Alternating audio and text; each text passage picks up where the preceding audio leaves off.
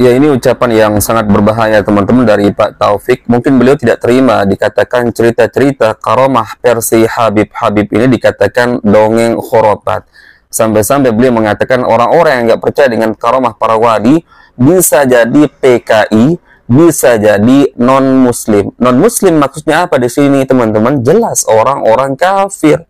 Karomah itu bukan dongeng, bisa jadi orang yang di seberang kita yang nggak percaya dengan wali bisa jadi PKI, bisa jadi PKI, bisa jadi orang non muslim yang sengaja ingin menjatuhkan tokoh-tokoh Islam.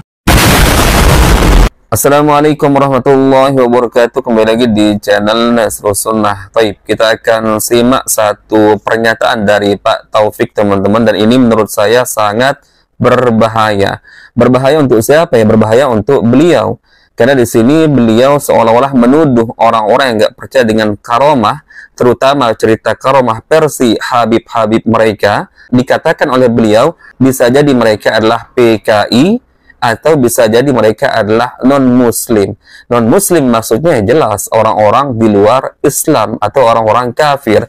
Meskipun di sini beliau menggunakan kata-kata bisa jadi, tapi tetap saja teman-teman ya, arahnya ditujukan kepada orang-orang yang beliau tuduh tidak percaya dengan cerita karomah versi Habib-Habib mereka. Baik, sekarang kita akan simak video dari Pak Taufik dulu teman-teman, bagaimana pernyataan beliau terhadap orang-orang yang beliau sebutkan tidak percaya dengan karomah para wali. Kemudian nanti teman-teman setelah itu kita akan munculkan beberapa video cerita-cerita karomah versi konco-konconya Pak Taufik. Apakah betul ya cerita-cerita seperti itu ya harus dipercaya sebagai karomah? Baik, kita simak dulu. Begitu seharusnya orang muslim tadi itu percaya dengan ajaran Nabi, percaya dengan ajaran Allah begitu wallahu alam. Ini babil karomah. Karomah itu bukan dongeng, karomah itu menjadi bukti. Nih loh, orang kalau taat kepada Allah maka dimuliakan oleh Allah Subhanahu wa ta'ala. Bisa jadi orang yang di seberang kita yang nggak percaya dengan wali, bisa jadi orang yang memang usil tangannya atau PKI, bisa jadi orang non muslim yang sengaja ingin menjatuhkan tokoh-tokoh Islam. Nah, ini semuanya nggak usah dilihat. Kalau kau lihat, mereka merasa banyak yang lihat. Jangan dilihat, anggap orang yang tidak waras yang berbicara.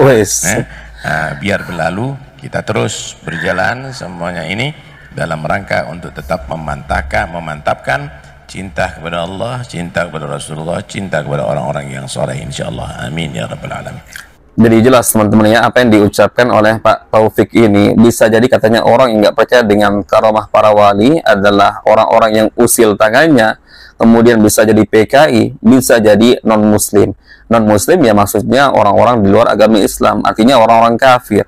Kemudian beliau juga mengatakan gak usah dihiraukan ya, anggap saja mereka adalah orang-orang yang tidak waras. Subhanallah, nggak ada muslim yang nggak percaya dengan mukjizat para nabi, karomah para wali teman-teman. Tapi tentu saja ya pemahaman kita yang berbeda dengan para oknum-oknum habaib ini. Karomah, mukjizat yang kita maksudkan adalah murni berdasarkan kehendak Allah Azza wa Jalla, bukan keinginan para nabi, bukan keinginan ya wali tersebut untuk bisa mengeluarkan karomah ya, bisa memunculkan mukjizat itu sewaktu-waktu sekehendak hatinya teman-teman ya. Contoh ya, Nabi Musa alaihissalam ketika dikejar oleh pasukan Firaun teman-teman, di hadapan Nabi Musa alaihissalam ada lautan teman-teman ya. Maka di situ Allah Azza wa Jalla memerintahkan ya untuk memukul tongkatnya ke lautan tersebut. Perhatikan kalimatnya, Allah yang memerintahkan Nabi Musa alaihissalam untuk memukul tongkatnya.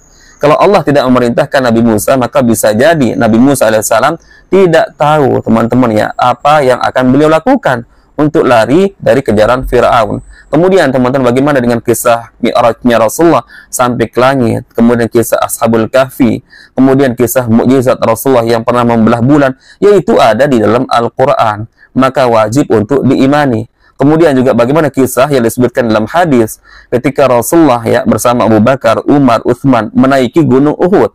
Di situ disebutkan teman-teman, gunung Uhud itu bergetar ketika Rasulullah ya, Abu Bakar, Umar, Utsman naik ke atasnya. Maka Rasulullah mengatakan, usbut Uhudun fa inna ma'alaika nabiyyin wa siddiqin wa syahidan.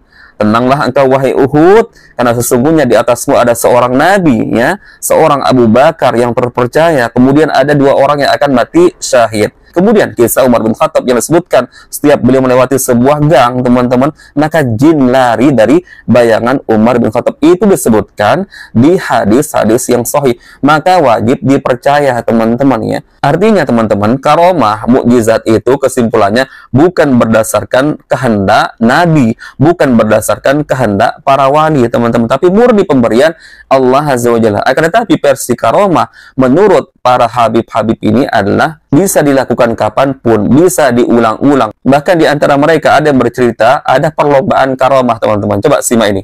Anaknya pamer keramat. Ayo, siapa nih yang kira-kira gantiin Abah? Al-Hamid ngeluarin rantai emas dari langit. Keramatnya Al-Hamid tuh, ngeluarin rantai emas dari langit sampai ke bumi. Nah, coba perhatikan, teman-teman, ya. Narasi yang dikatakan oleh Habib tersebut, ya. Anaknya Habib itu katanya masing-masing pamer keramat. Ada yang menurunkan emas, rantai emas dari langit sampai ke bumi. Subhanallah, teman-teman, ya. Rantai emas katanya diturunkan dari langit ke bumi. Coba, ya Allah, teman-teman, ya. Ini bukan karamah, ini murni cerita dusta, teman-teman, ya. Coba tunjukkan saya manusia termulia dari kalangan para nabi, para rasul, sahabat nabi, kemudian tabi'in, tabi'ut tabi'in. Ada nggak kisah yang sebegitu spektakulernya, teman-teman, ya? Bisa menurunkan rantai emas dari langit sampai ke bumi. Ini kan jelas sangat-sangat dusta. Lalu bagaimana dengan ini? Bisa kamu mengikuti amalannya Mugaddam Tsani, Habib Abdurrahman Segaf, lam yanam la lailan wala naharan salasa wa salasina sanatan. Mugaddam Tsani 33 tahun nggak tidur, tidak siang hari, tidak malam hari. Ditanya, ya Imam, kenapa kamu nggak tidur? Apa jawab beliau? Bagaimana saya bisa tidur? Melihat ke kanan sorga, melihat ke kiri neraka. Wali tidak tidur selama 33 tahun, teman-teman. Tidak tidur di malam hari, tidak tidur di siang hari. Ketika ditanya, kenapa engkau tidak bisa tidur? Bagaimana aku bisa tidur, ya? Ketika melihat ke kanan surga, ketika melihat kiri neraka jahanam. Allahu Akbar. Apakah seperti ini yang harus kita percaya sebagai karomah, teman-teman? Maka kalau kita percaya justru kita berdosa, ya. Ini yang kita maksud adalah dongeng-dongeng khurafat. Karena nggak ada cerita karomah seperti ini. Makanya kita tanya, coba sebutkan kita dari kalangan ulama-ulama yang masyhur seperti tabi'in, tabi'ut tabi'in, imam mazhabnya, Imam Syafi'i, Hanafi, Hambali, Maliki. Pernah nggak ada riwayat di antara mereka disebutkan karomahnya seperti ini?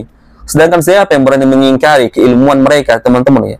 Sampai dengan hari ini, siapa yang nggak mengenal kitabnya Imam Syafi'i, Al-Um, ya, kitabnya Imam Ahmad, ya, Musnad Imam Ahmad, kitab Imam Malik yang begitu terkenal, Al-Mustadrak, kemudian kitab-kitab para ulama ahli hadis yang lain, Sahih Bukhari, Sahih Muslim, itu menjadi bukti pertanda kemuliaan mereka yang diberikan oleh Allah Azza wa Jalla. Sampai dengan detik ini, keilmuan mereka, buku-buku mereka, kitab-kitab mereka dipelajari, teman-teman, ya. Akan tetapi yang nggak ada juga kisah-kisah yang spektakuler seperti ini, yang karomahnya katanya bisa menurunkan rantai emas dari langit sampai ke bumi. Kemudian ada nggak kisah mereka, teman-teman, ya? Padahal mereka kan orang sibuk, ya, menyusun hadis, teman-teman, sampai ratusan ribu termuat hadis di kitab-kitab mereka. Ada nggak diriwayatkan mereka tuh nggak tidur selama 33 tahun, teman-teman, karena sibuk menyusun hadis? Yang nggak ada. Kemudian bagaimana dengan yang satu ini? Ya waladi, kata Abdurrahman, saya barusan mendapat nikmat dari Allah, diizinkan masuk surga. Insyaallah, ya. Nah, ini lebih parah lagi, teman-teman, ya. Bisa keluar masuk ke dalam surga. Katanya mendapatkan izin dari Allah Azza wa Jalla, bisa masuk surga. Tapi kok keluar lagi, teman-teman, ya? Kok bisa ada orang sudah masuk ke dalam surga, ya? Apalagi dengan melihat kenikmatan di dalam surga, kok keluar lagi ke bumi, ya?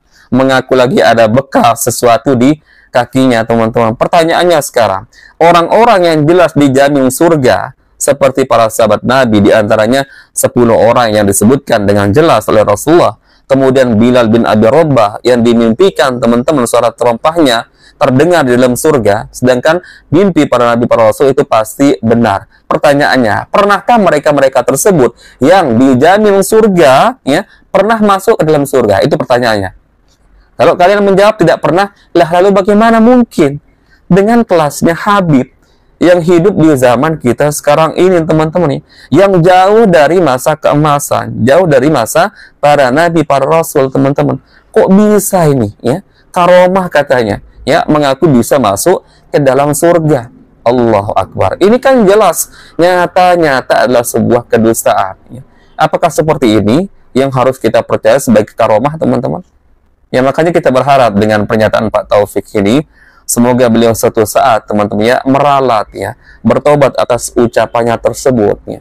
Karena dia jelas-jelas menuduh, teman-teman, ya, orang yang katanya nggak percaya dengan karomah para wali, terutama cerita wali-wali versi mereka, klan mereka, dari kalangan para Habib-Habib Ba'alawi ini, teman-teman. Dituduh, ya, bisa jadi mereka adalah PKI, bisa jadi mereka adalah non-muslim, dengan kata lain, orang-orang kafir.